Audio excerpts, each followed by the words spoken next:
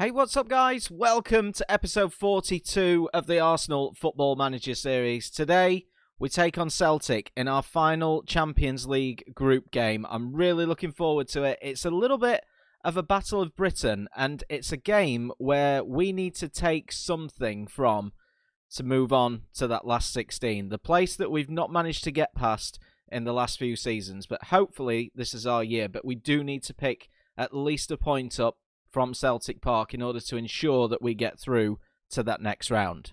Now, guys, as always, if you do go on to enjoy today's episode, please do drop a like. It's massively appreciated.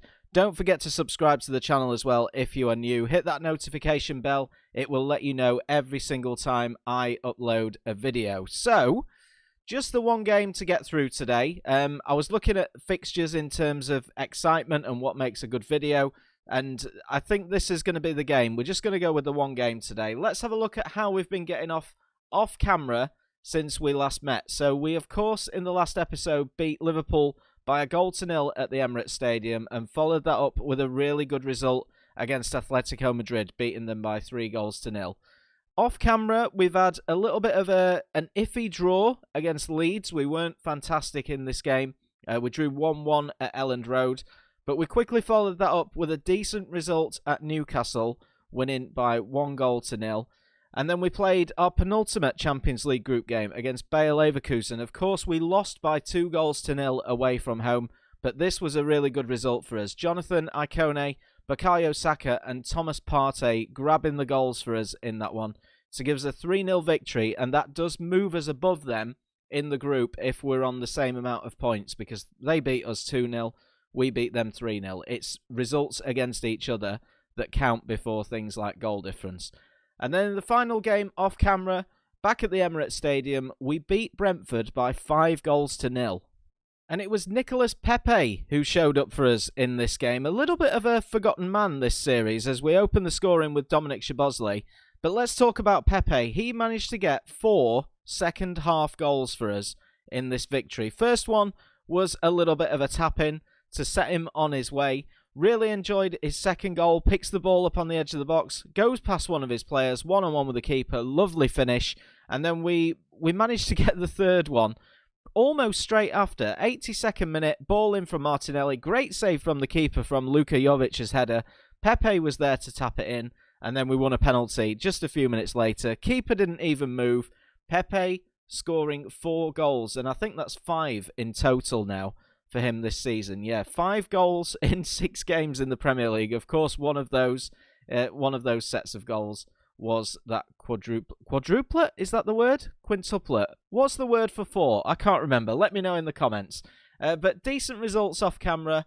The one draw against Leeds aside, which is a little bit of a blot on the copybook. And in terms of the Premier League table, this is how we're looking. We're now 14 games in. 10 wins, 4 draws. We are the only team in the Premier League who is unbeaten. Of course, we did this last season for about 20-odd games before we ended up losing 3 in a row. But as it stands, Liverpool have made a really good start. Even though we've beat them, those 4 draws have damaged us a little bit, and we are 3 points behind them. Slightly worse off in terms of the goal difference. But Liverpool have been brilliant this season. They're looking to try and get their title back. Now, in terms of the Champions League, which is what we're all here to talk about today, we are currently top of the group, but 3 of us are on 9 points. Celtic's campaign is done. They've got nothing to play for today, apart from pride. And when you've got a British game, Celtic against Arsenal, they are going to want to beat us, even though it means they won't move in this group table. Atletico Madrid and Bayern play each other. Of course, they can't both win, so if one of them wins and we lose, they'll go above us, but we'll still go through.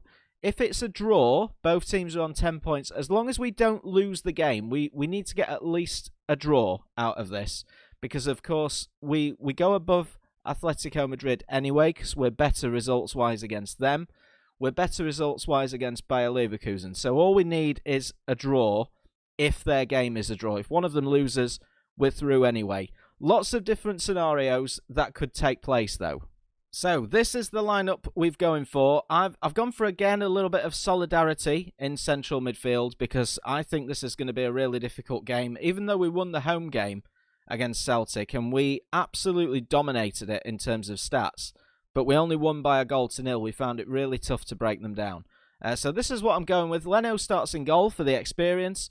Aarons, Ibanez, Gabriel and Tierney at the back. Barella and Guendouzi in central midfield. Reina on the left. Saka on the right. Aouar supporting Esposito up front. On the bench, we've got Taylor, Bellerin, Milinkovic, Jovic, Szoboszlai, Icone and Martinelli. I think that's a really strong bench. I'm pretty happy with it. We can definitely adapt as and where we need to.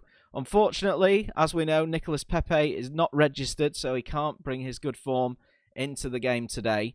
We do need to see something a little bit from Esposito. He's not managed to get many goals recently. I think the last time he actually scored was in the game against Atletico Madrid, which we saw in the last episode. So no goals in the last 4 for Esposito. I fancy him for a goal today. I'm going to predict it. But anyway, let's jump straight into the game. Fingers crossed we can go to Scotland and we can get ourselves at least a point and into this last 16. Right, let's do it then. Here is that Celtic team, who, of course, they've lost their last 4 in the Champions League. They won on the opening day, which was against Atletico Madrid. So a massive result for them. Unfortunately for them, they've not had any decent results since. We will keep an eye on the other game in the group. So it's at the bottom here, Bayer Leverkusen against Atletico Madrid. A draw in that game is not good for us. We really need at least we need one of them to win if possible. Right, so early chance, 12 minutes in, and we have got the ball. Here's Reina in towards Aouar, moving down this left-hand side. An early goal would be great. Aouar with a shot. Easy save from the Celtic goalkeeper as the rain comes tumbling down at Celtic Park. I don't know why, but even though Celtic are on paper the weakest team in the group, I'm a little bit conscious about this game today and how we're going to get on. I'm really bothered about a defeat. Here's Saka, though, as he gets all the way into the penalty area. He's almost brought down, appeals for a penalty, but the referee gives nothing, which I think is the right decision. We've still got it, though. Here's Reina, back towards Barella. Ball into the box. Esposito's there. Aouar with a shot. Just wide again, but a promising opening from us. Right, we're just going to encourage the team a little bit. I'm happy with what I've seen so far. Good ball from Saka. Reina's there.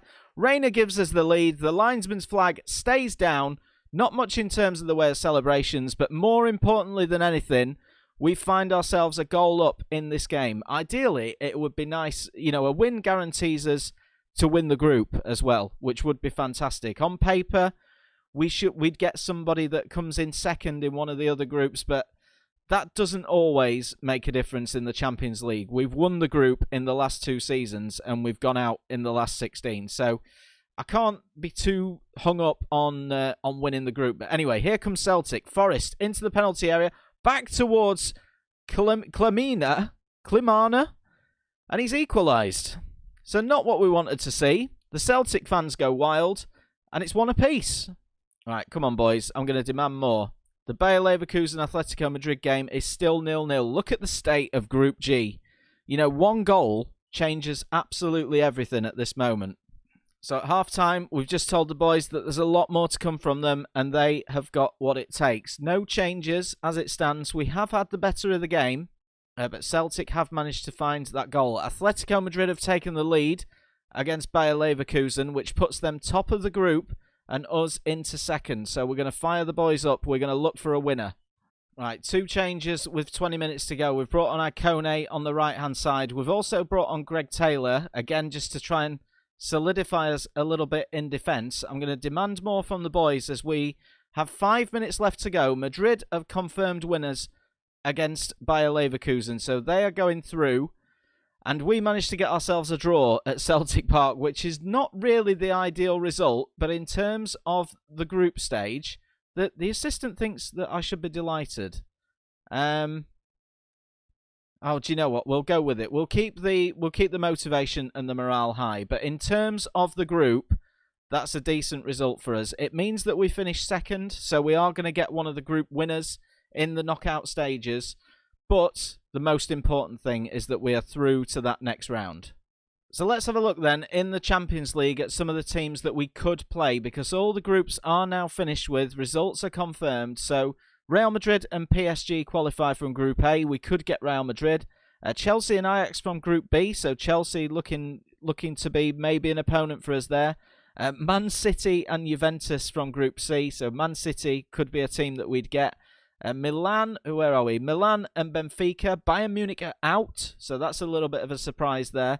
So Milan we could visit again. Liverpool won their group, so could be an option. I've got a feeling we're going to get an English side, but they're through with Borussia Dortmund. Man United through as group winners as well, along with Lyon, ourselves and Atletico Madrid, and then Barcelona and Porto. Inter Milan are out of the competition, so we're unfortunately not going to know who we're going to face until the next episode, because the draw is in between the West Ham and Sheffield United games, I think. Let me just double check on that. If we go into the rules and look at the first knockout round, yeah, it's drawn on Monday, the 18th of December. We're only on the 6th at the moment.